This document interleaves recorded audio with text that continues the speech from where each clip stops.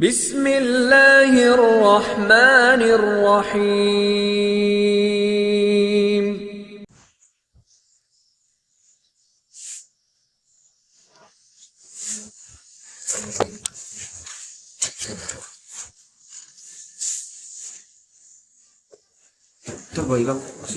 Bismillahirrahmanirrahim.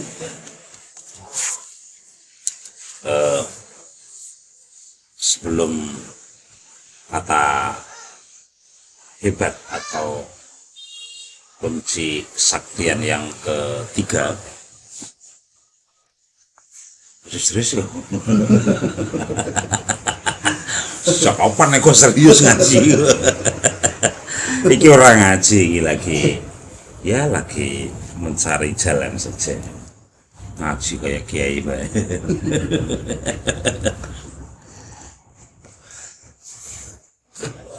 Kemarin itu kan dijelaskan ada yang kata kunci sakti. Jadi kesaktian yang pertama itu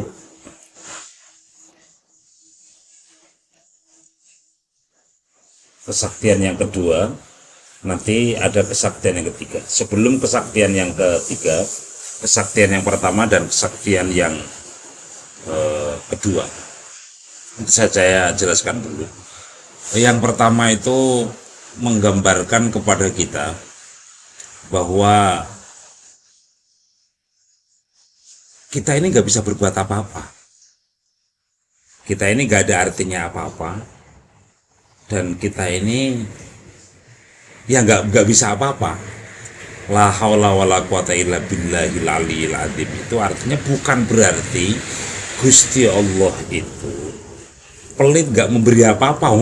Gusti Allah memberi mata, memberi tangan, memberi kaki. Tetapi di balik ini semua ada titik lemah manusia itu, baik secara berpikir, bertindak, ada titik lemah. Nah, supaya kita ini kokoh, supaya kita ini sakti, maka jadikan segala aktivitas itu bentuk ibadah, bentuk pengabdian kita kepada Allah. Ya, sebagai bentuk pengabdian ya, atau ibadah.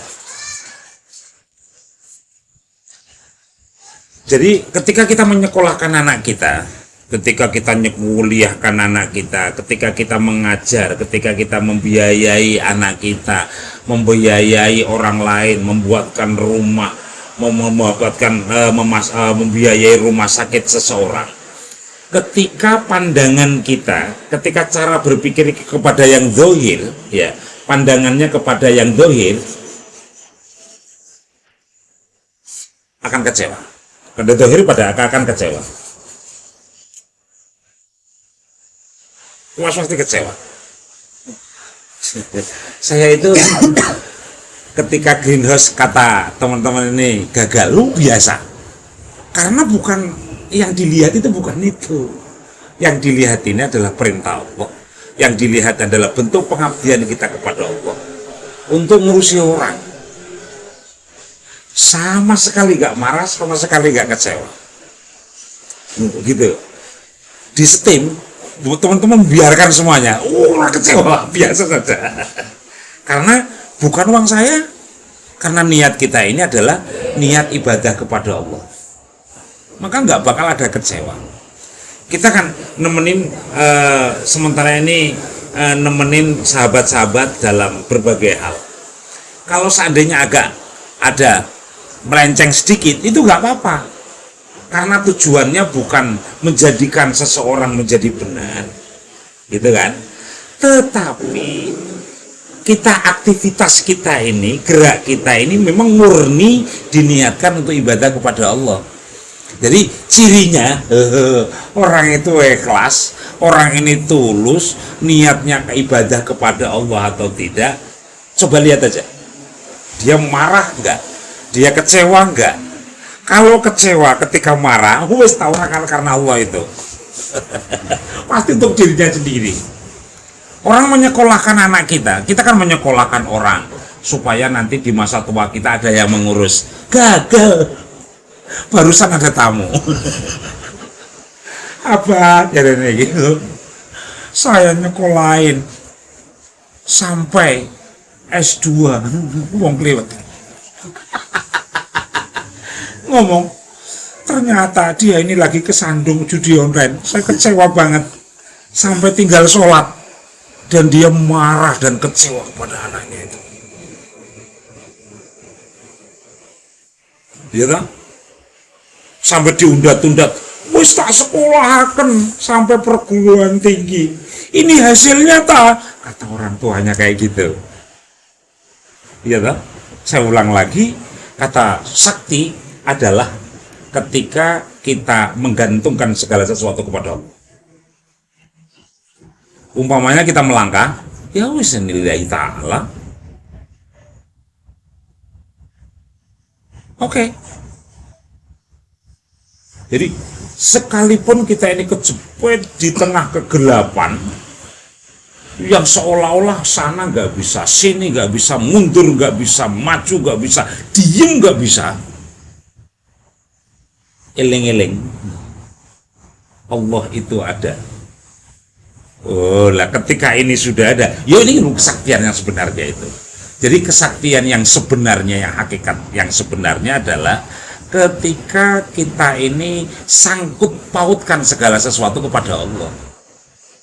Cirinya, cirinya apakah kita ini benar atau tidak, niat ibadah karena Allah atau tidak, adakah harapan?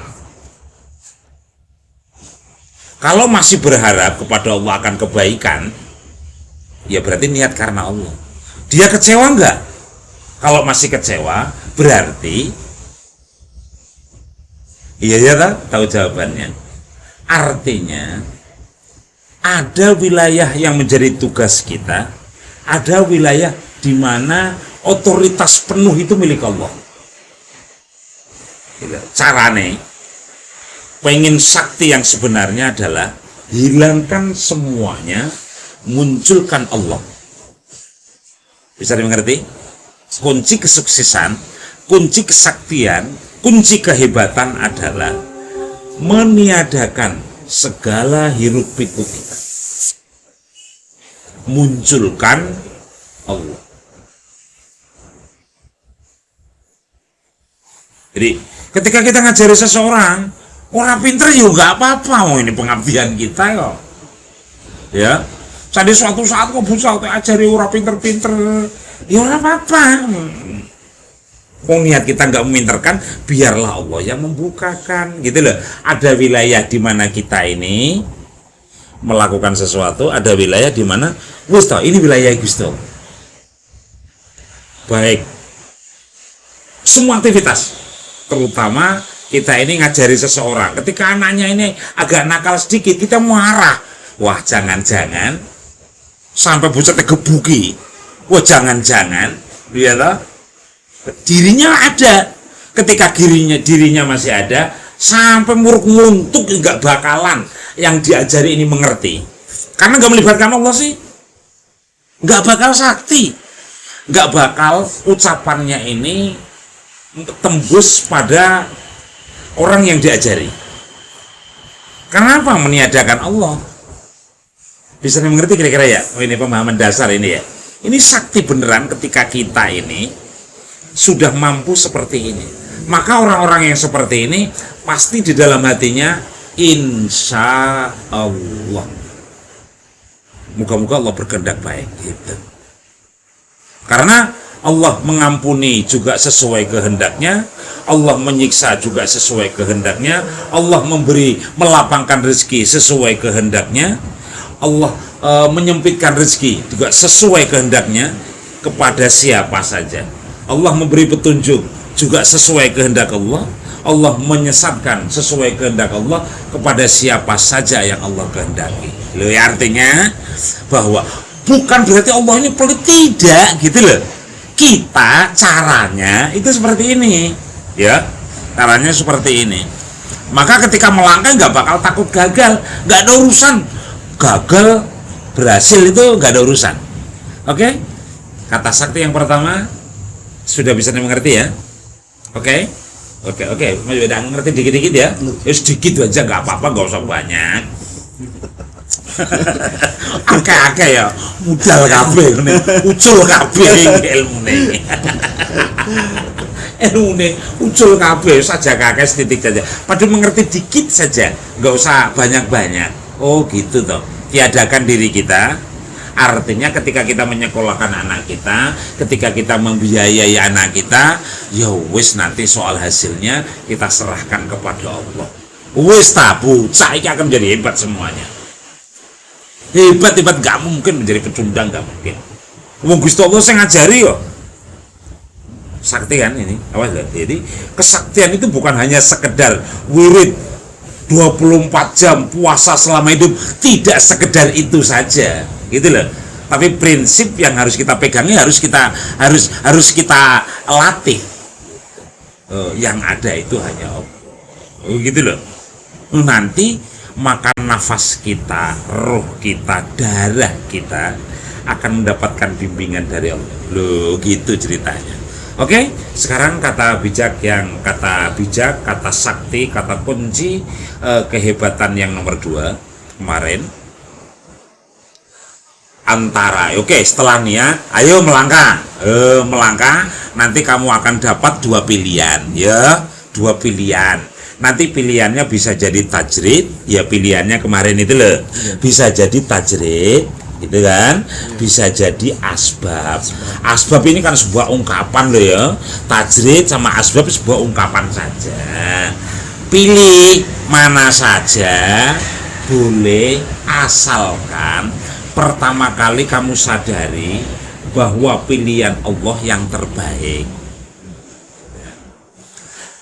Pilihan tajrid bukan belum tentu hebat loh, kan?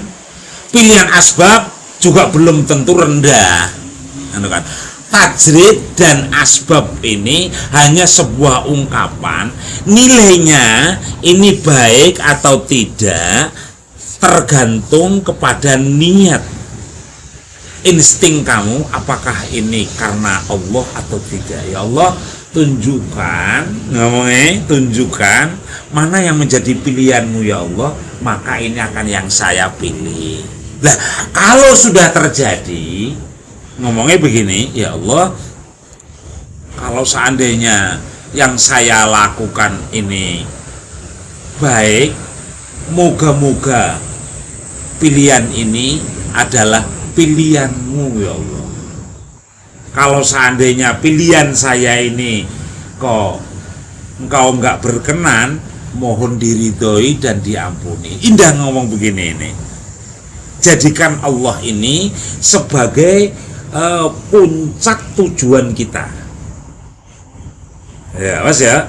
Bukan berarti kita ini nggak boleh memilih tajrid, memilih asbab, itu nggak boleh. Boleh saja, asalkan yang kita pilih ini jadikan sebagai pilihan Allah. Gitu loh.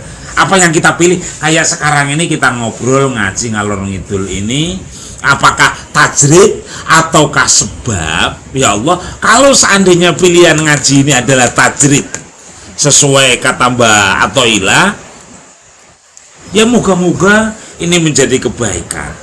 Kalau seandainya asbab ini pilihan kita, moga-moga menjadi kebaikan. Artinya baik dan tidak baik ini tergantung kepada perasaan kita. Ini kita jadikan pilihan Allah ataukah pilihan kita sendiri.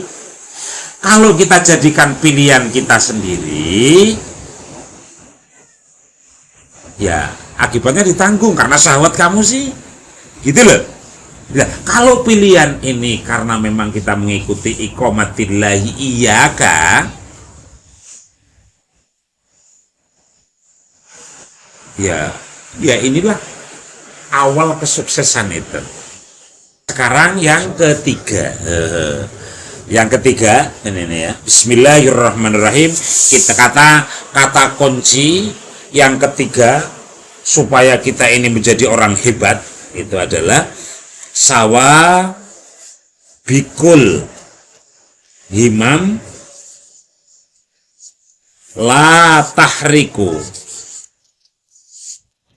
aswarol, nanti bisa aswarol abdar, kayaknya gini, insya Allah benar.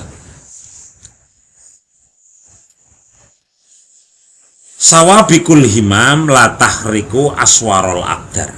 Oh, tak kandani bahwa kuatnya ambisi, kuatnya keinginan itu toh tetap tidak menembus dinding takdir.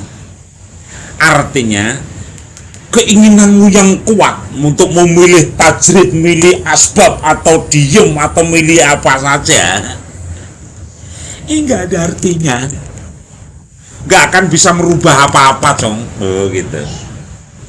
Garapan nungsang, garapan jungkir itu tidak bisa menembus dinding takdir.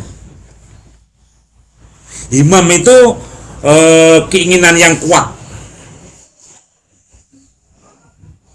Saya ulang lagi, ini kalau kata kunci yang pertama sama yang kedua ini nggak bisa dimengerti, maka yang ketiga ya bingung lagi gitu, nggak bisa lagi. Pilihanmu itu Jong, mau tajrid mau tidak, ketika tujuan kamu itu adalah ambisius itu, nggak ada artinya, nonsen, kosong, blong, nggak ada artinya. Kenapa? Ya karena ya tak? Gusti Allahnya nggak ada, Gusti Allahnya itu nggak ada. Yo, tapi kenyataannya wong kok pada suge-suge, padahal beler-beler,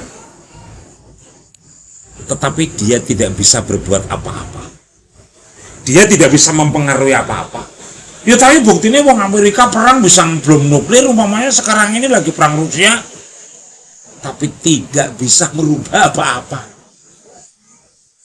Orang bisa merubah apa-apa, boro-boro bisa merubah takdir.